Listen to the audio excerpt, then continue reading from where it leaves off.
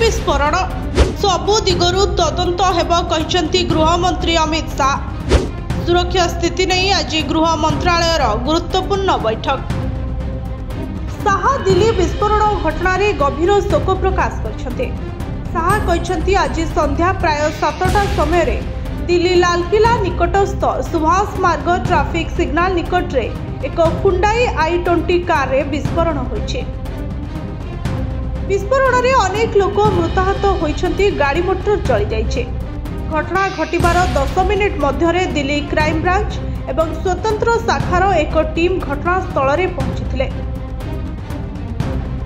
NSG, NIA एवं FSL उक्त घटनार तदंत आरंभ करिछन्ते। घटना रे मु दिल्ली पुलिस कमिश्नर एवं स्वतंत्र ब्रांच प्रभारी को सह कथा होइछे।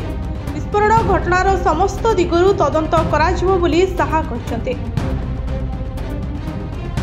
दिल्ली विस्फोरण संक्रांत रे गणमाध्यम रे टिप्पणी रखिबा परे शाह लोकनारायण जयप्रकाश हॉस्पिटल ले पहुंचीथिले। हॉस्पिटल ले आहतों को भेटिबा परे शाह दिल्ली पुलिस कमिश्नर सतीश गोलचा एवं अन्य अधिकारी को सह बैठक करिसन्ते। शाह मध्य विस्फोरण स्थल परिदर्शन करिसन्ते।